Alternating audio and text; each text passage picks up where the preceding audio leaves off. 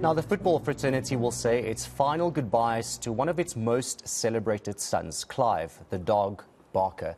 He died last week following a long battle with illness. He led South Africa to their only Africa Cup of Nations crown in 1996. He's been granted a special offer or official provincial funeral in Durban. We are joined now live by eNCA Sports Editor Vata Ngobeni. Thank you so much, Vata, for joining us this morning.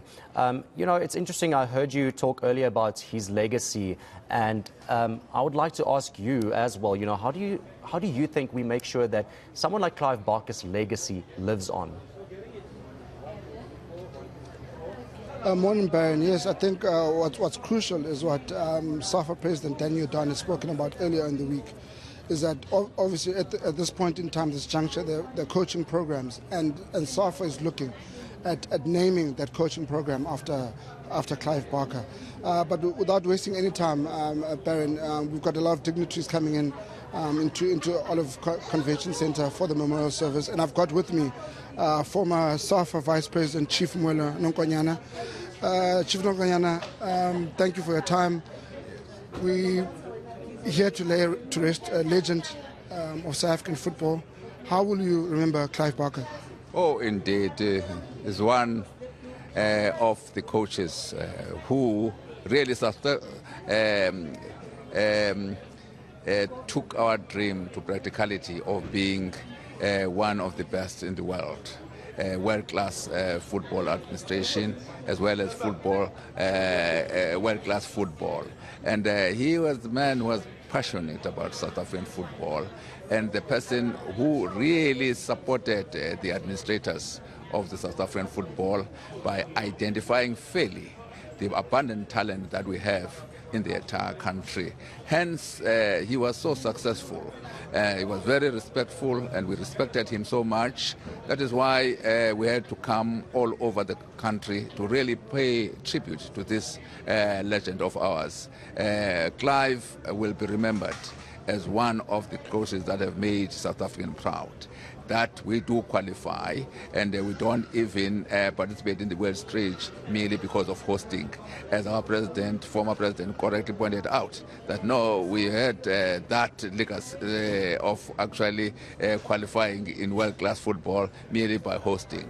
And he proved the point that, in fact, we're number one in Africa, and we were one of the best in the entire world. Hence, we qualified for the World Cup under his stewardship. Really, it is a man that I hope South Africa from now on will really realize that it is very important to administer this South African football in the best interest of South Africans, to be able to really have the abundant talent that we have for all the players in the country. And we have no doubt, therefore, that from now onwards, his spirit is going to send a signal to those legends of the founders of South African football to come and to us, because we're still facing many challenges in South African Football Association, with a view that we really go back to where we belong, number one in Africa and one of the best in the world. You led again in the Transkei. Yeah. Again, it speaks to the importance of grassroots football. Yeah. And Clive Barker was an important figure, especially in Durban, KZN, in leading that. But more importantly, he took football and made sure that when we talk about social cohesion and the vision of Nelson Mandela, he brought it to life with that 1996 team. I'm sure those are one of the things that stand out when you talk about someone like Clive Barker. Indeed, and as the president of SAFA Transkei and SAFA OR Tambo region, and he even came in the Eastern Cape and really try and see and encourage talent there. Hence, really, it is a man that is really worth the honor, and we're very, very grateful to our government to have identified him as one of the legends that deserve really a provincial state funeral.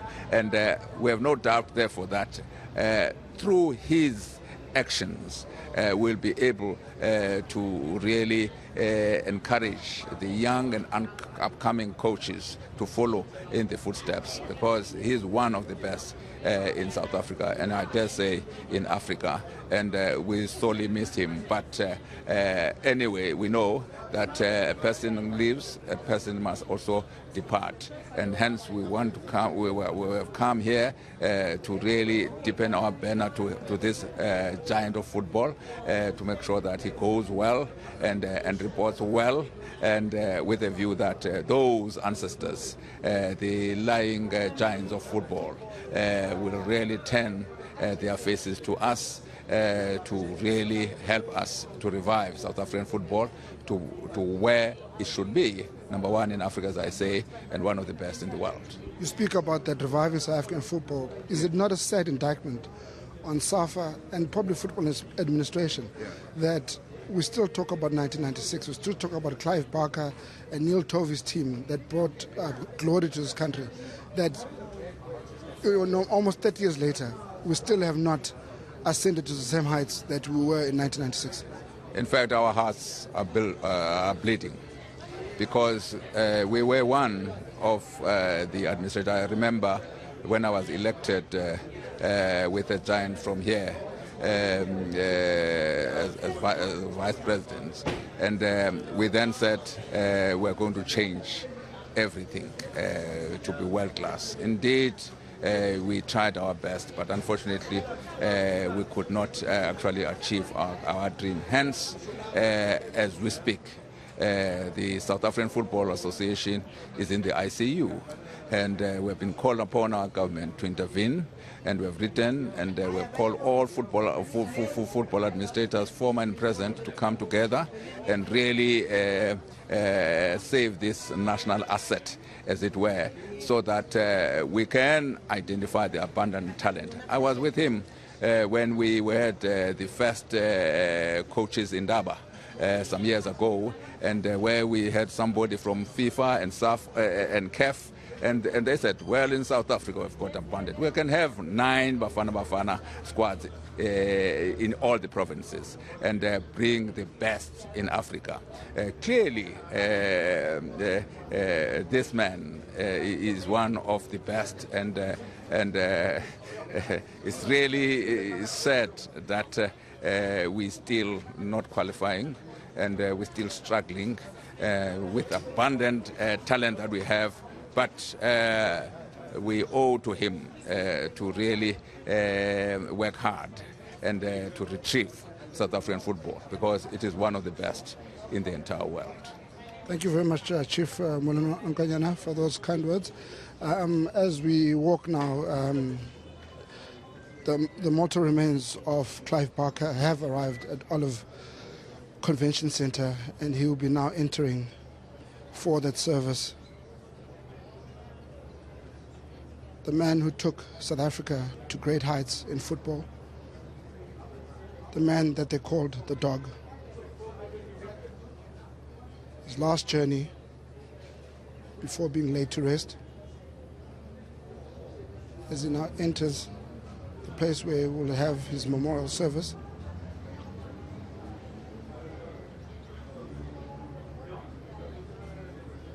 Clive Barker is indeed no more.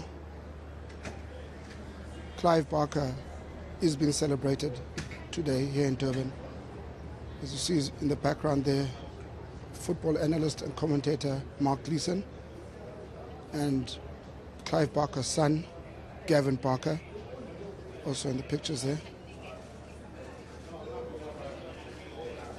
Of course, we see those visuals there on our screens now. The coffin of Clive Barker has arrived, and this is, like Vata just said, his final journey.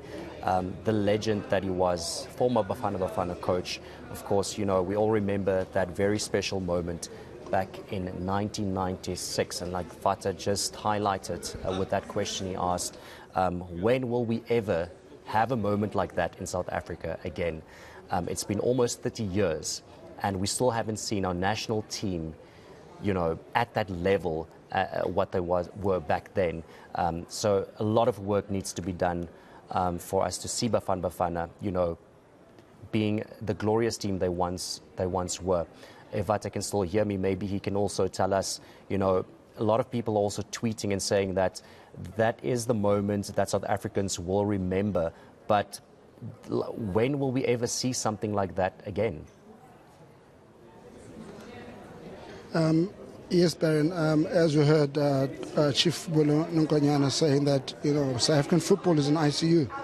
They're bleeding, and they are seeking intervention from government in order to ensure that we no longer speak about 1996. And there's a new generation of players and coaches that will lead the senior men's national team to the same levels that we've seen Banyana achieve last year by becoming the queens of Africa. Hopefully Bafana Bafana will become the kings of Africa soon, but that will need a lot of work and intervention, not just, I think, from football fraternity, but as Chief Nkonyana said, from government as well.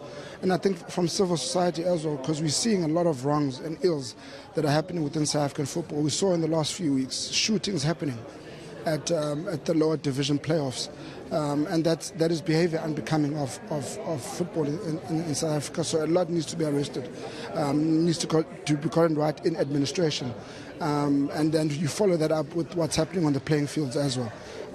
Yes, Ben, we got the exclusive moment now with the family in the build-up to the funeral itself.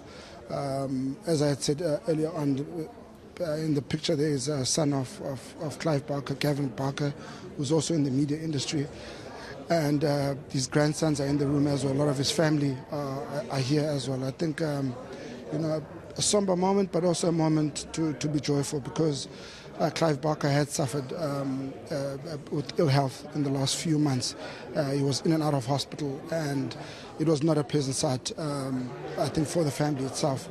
So, yes, they're happy that he's resting, but also sad because, you know, they've lost a giant in their family, and a giant that they were willing to share with the entire nation.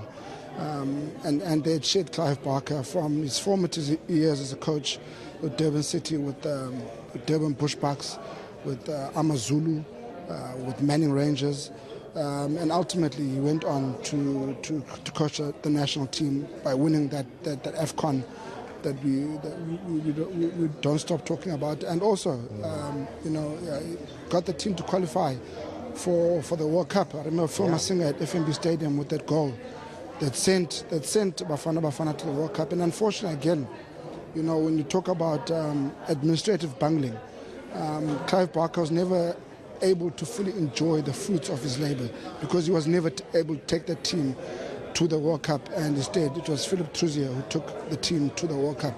And we saw what happened there. Again, the team not being able to get out the first round. And then in the years that came after that, we saw Bafana make an AFCON final, lose to Egypt. And over the years, they just progressively, became from the champs of African football to being the champs of African football. We saw them degenerate and get to a level where they struggled to qualify, could not qualify, and at times needed for the AFCON to come to South Africa for them to be able to participate. We've seen now that they've gone back, they've qualified for AFCON under Hugo Bros, and hopefully there's a glimmer of hope there that, you know, the moments like these where the life and times of Clive Barker celebrated can inspire this group of Bafana players who play in the AFCON qualifier this coming weekend against Morocco. Not only to win, but to make sure when they do get to AFCON in the Ivory Coast next year, that they actually put up a very, very good showing and at least come close to making the final, if not winning the tournament itself. Big ask it may be, but it is not impossible because the likes of Clive Barker and that 1996 team showed us that. Yeah, you know, it's very important that you said there now, the future of Bafana, hopefully this, in some way or another, unfortunately the death of Clive Barker should be some sort of a wake-up call to national football in general, just to remember that we once were a glorious football nation and we can be that again. Vata Ngobeni, of course, bringing us those live visuals there from the funeral of Clive Barker. 78 years old, he passed away Saturday following a short battle with dementia. And we spoke about the 1996 moment, Africa Cup of Nations. But of course, we also need to remember that during Clive's 40-year career, he also was the main reason why Bafana Bafana went to the FIFA World Cup in France. Unfortunately, he resigned just before they went to France to take part in that World Cup. But who knows what he could have, still managed to do with Bafana Bafana. And we need to remember that, his legacy needs to continue, and we need to build on his legacy in order for football to be glorious once again in South Africa.